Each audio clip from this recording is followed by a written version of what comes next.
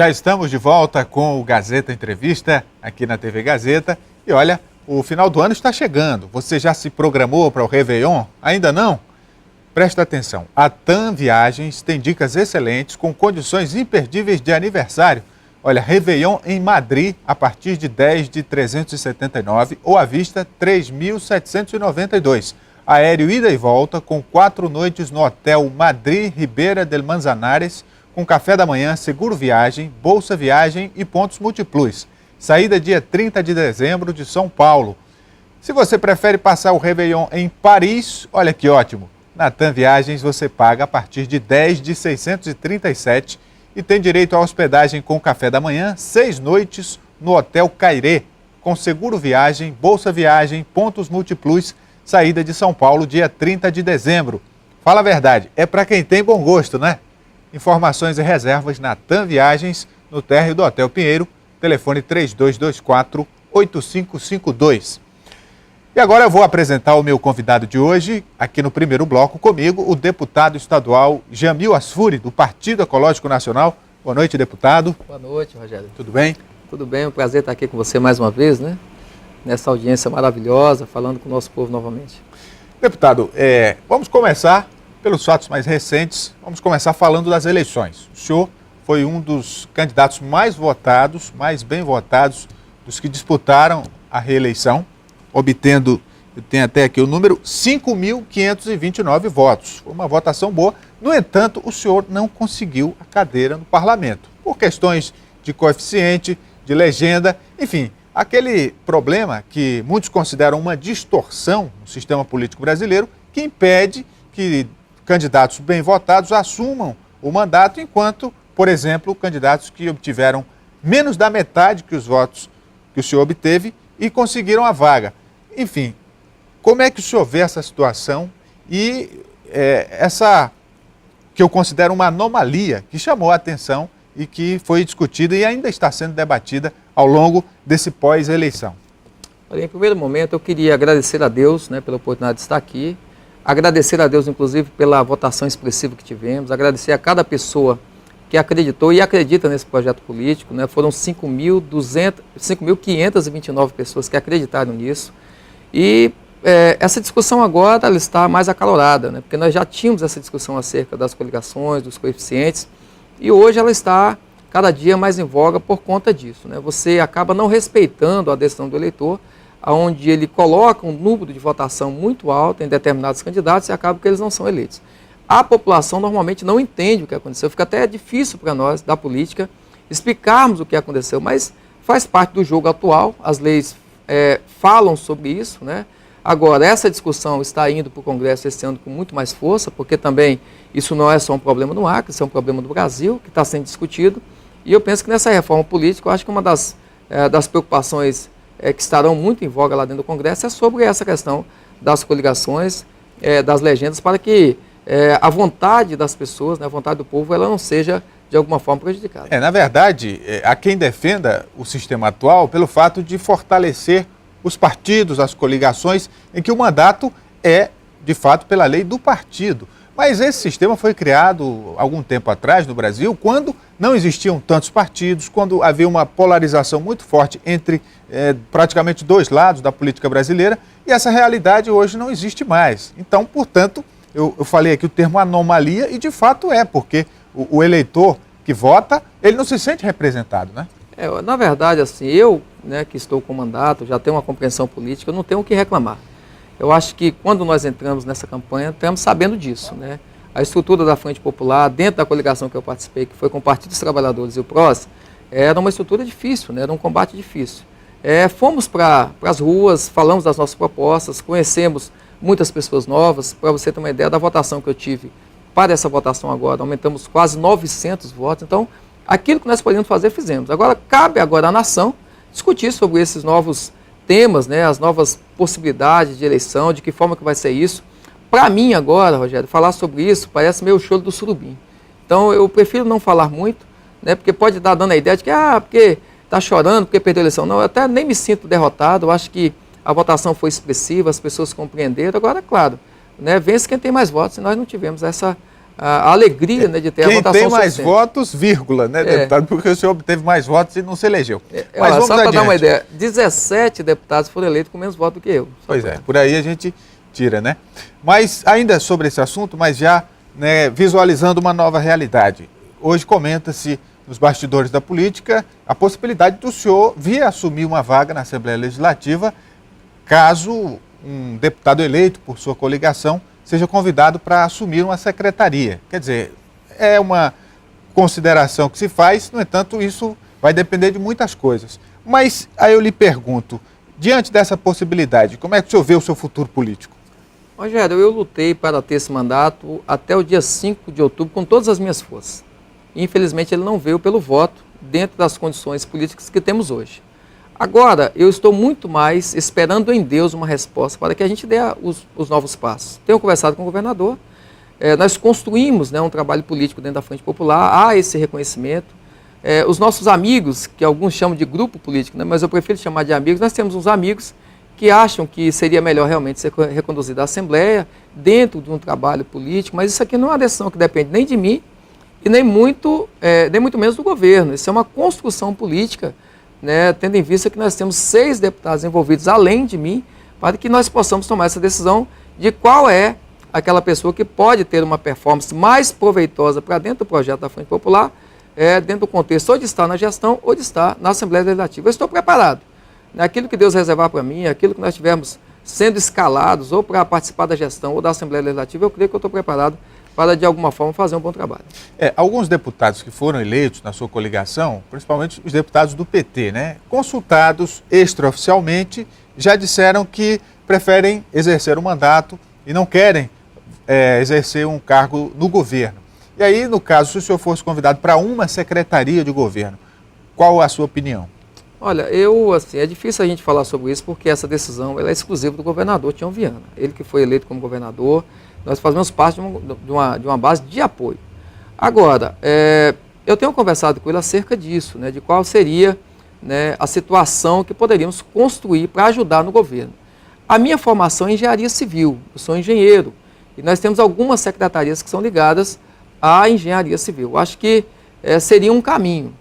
Uma outra também, um outro trabalho que eu desempenho, né, que já vem inclusive sendo construído dentro da própria Assembleia Legislativa, hoje, né, por exemplo, sou presidente da Comissão de Segurança Pública, como policial federal, como sindicalista, né, da Polícia Federal por muitos anos, é também uma área que de alguma forma nós poderíamos trazer alguma novidade, mas eu não quero, né, nesse momento, colocar em xeque ou colocar o próprio governador na parede, né? Eu acho que ele é que vai então escalar o time, nós estamos aqui para ajudar dentro de uma construção e aquilo que eu for convidado eu estou à disposição. Olha, também se comenta agora na Assembleia Legislativa sobre a futura mesa diretora, né? Porque alguns deputados que se reelegeram estão de olho em alguns cargos da mesa. E como é que o senhor está vendo essa discussão de bastidores? Isso só vai se tornar algo concreto a partir da próxima legislatura, né? Nós estamos agora numa situação que talvez a política não tenha visto ainda. Só 6 deputados foram reeleitos, porque 9 deputados não foram candidatos à reeleição. Então, para a construção da mesa diretora, além das composições político-partidárias, ainda tem também a experiência política, né? Então, tudo isso está sendo colocado em consideração, os partidos estão sendo consultados, os próprios parlamentares estão sendo consultados, nós temos alguns parlamentares que já estão preparados, eu vejo dessa maneira, que já estão preparados para assumir a cadeira de presidente e também compor a estrutura lá da diretoria, mas assim, é uma outra especulação perigosa, porque é uma construção de um poder, né, o poder legislativo. Inclusive, cogitou-se, né, de que a minha volta para a Assembleia Legislativa tinha a ver com a mesa diretora. Alguns blogs até falaram que eu estava tentando fazer uma articulação para mudar um pouco o regimento. O regimento, na época ainda do Edivaldo Magalhães, ele foi alterado dizendo que as pessoas que estão no exercício do mandato, mas sendo elas ainda suplentes, elas não poderiam exercer o cargo de presidente, né? Na verdade, não só de presidente, mas da diretoria como um todo, e também não poderia assumir a presidência das comissões. Mas isso é um regime interno, que pode ser alterado ou não, mas é uma discussão que eu também não entro. Agora, o que vai discutir agora a mesa diretora é a composição dos partidos, eu acho que essa é a discussão, hoje nós já estamos ouvindo falar sobre isso, e também um pouco da experiência parlamentar para que aquela casa seja conduzida sempre nessa linha, né, de que a cada dia possa apresentar uma gestão melhor frente a todas as modernidades que estamos tendo dentro do contexto político nacional. Independente do seu futuro político, como é que o senhor avalia esses 4 anos como deputado? Olha, assim, se eu não consegui fazer, não foi porque não quis fazer. Né? Nós trabalhamos diuturnamente, apresentamos um trabalho, não abri mão das minhas responsabilidades pastorais, não abri mão das minhas responsabilidades familiares e ainda assim conseguimos produzir um bom volume de trabalho político parlamentar. Tanto é verdade que eu fui o 8º mais votado dessas eleições. Então, aquilo que eu pude fazer, eu fiz. Agora, é claro, quando você vai para uma reeleição é para dar continuidade. Né? E eu quero esperar em Deus a oportunidade de dar continuidade à nossa história política para que a gente possa apresentar ainda muito mais, porque um mandato, Rogério, você que nos acompanha lá na Assembleia, ele é pouco, né, para que a gente consiga colocar as ideias, porque no começo, no primeiro mandato, a gente ainda tem alguns ajustes, alguma coisa que possa melhorar, e o segundo mandato seria exatamente por isso, para a gente corrigir e melhorar. Mas, como não foi possível no primeiro momento, espero que tenhamos uma oportunidade dentro da política para prosseguir com esse trabalho político. Deputado, eu acompanhei parte do seu mandato cobrindo a pauta da Assembleia e presenciei algumas cenas em que deputados da base do governo, digamos assim, sentindo-se enciumados com a sua proximidade com o gabinete do governo.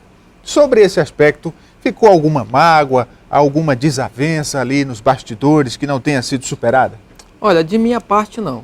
Das outras eu não posso falar, mas pelo que eu percebo também não. Faz parte do dia a dia da política, né? Isso é como na família também. Né? Algumas pessoas se destacam numa área, acaba que no momento tem um pouco de ciúmes ali, mas eu sei conviver com isso, sei respeitar isso, isso não interferiu no meu trabalho, na minha posição, porque assim, o que eu tenho clareza no meu coração e na minha vida política é que eu dei o meu melhor. Quando nós apresentamos isso diante de um projeto político, algumas pessoas interpretam diferente, dizendo que está querendo fazer média com um ou com outro. Eu não faço isso, não preciso disso. Sou uma pessoa afirmada pessoalmente, principalmente em Deus e na família. Então, eu creio que se houver algumas divergências, né, isso ficou para trás. Né, depois que a gente tem uma reeleição como essa, difícil, para alguns deputados, inclusive, né, que a gente teve alguns embates lá, a gente tem uma nova visão política, né, do quanto é difícil, né, você ter um trabalho tão afinco, com tanta vontade, e às vezes não tem uma resposta nas urnas. Então, assim, eu estou com a cabeça tranquila, eu acho que talvez aqueles pequenos desafetos tenham sido superados por parte dos colegas, de minha parte tudo bem, até porque uma pessoa que tem Deus no coração não pode trazer mágoa para ninguém, né, e deixar mágoa no coração. Deputado, nosso tempo está esgotando, mas o senhor falou aí da questão da sua atividade religiosa como pastor da Igreja Batista do Bosque, e a gente sabe que algumas lideranças da igreja apoiaram o senhor, e tanto o senhor quanto o deputado eleito Alan Rick, que também pertence à mesma denominação. Como é que o senhor viu esse esforço da igreja que ajudou na eleição do Alan e que também ajudou nessa votação expressiva que o senhor teve? Olha, a Igreja Batista do Bosque, nós estamos lá quase 23 anos, então temos uma história lá dentro, o Alan também, uma pessoa que está há muitos anos, né, tem uma história familiar lá dentro, nós fomos muito ajudados pela igreja, a igreja é a nossa principal base.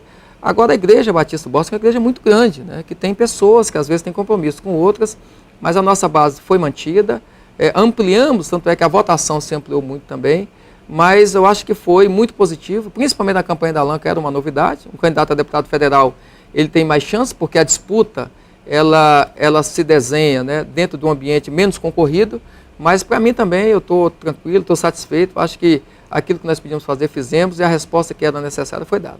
Para encerrar, tem algumas demandas que o senhor está tratando atualmente na Assembleia, como por exemplo a questão do conflito lá na área de fronteira em Capixaba, entre brasileiros que vivem ali na linha de fronteira e bolivianos, e o senhor trata dessa pauta. O que é que tem de novidade em relação a esse assunto? Olha, nós estamos aí já umas 3 semanas tratando desse assunto, mais de perto, já fui na Bolívia, fui em Cobija, para tratar com o governo de lá. E o que temos agora é que aquilo que nós precisávamos ter avançado, ainda não avançamos totalmente. Tem algumas famílias que não estão deixando os brasileiros entrarem nas áreas, e o acordo era que até dia 31 de dezembro qualquer brasileiro poderia entrar para tirar todos os seus pertences, todas as suas benfeitorias, e isso não está acontecendo. Eu creio que essa semana ainda vamos voltar lá. Eu tenho convidado sempre o secretário de Segurança, que é o Dr. Reni, que é meu amigo, para ver se nós conseguimos ainda resolver essa questão, senão nós vamos ter que levar para instâncias superiores. Eu creio que nós precisamos da solução a isso, porque ali é uma área, uma fronteira seca, né, muito distante, e nós temos que evitar problemas maiores, porque tem as forças, né, que representam a Bolívia, mas também tem toda uma estrutura de famílias, de pessoas, né, que estão se sentindo lesadas dentro do Brasil. Então nós temos que mediar essa situação, tenho me esforçado, mas nós precisamos também de um apoio maior da Bolívia, né, dos representantes da Bolívia. E tem também uma reunião que está prevista para amanhã com representantes dos planos de saúde, não é isso? Nós estamos aí com uma preocupação. Eu acho que o fato de não termos sido reeleitos, isso não nos deixa no direito de parar de trabalhar, pelo contrário, estamos trabalhando mais ainda. Amanhã nós teremos uma reunião com todas as empresas que trabalham com essa questão da saúde, né, dos planos de saúde, e para a gente esclarecer algumas dúvidas. A Agência Nacional de Saúde Suplementar, ela fala que nós temos prazos para que as pessoas sejam atendidas. Então nós temos pessoas cooperadas, por exemplo, da Unimed, quando elas chegam no médico, o médico marca para 30, 60 dias depois, ao passo em que algumas consultas têm um prazo máximo de 7 dias.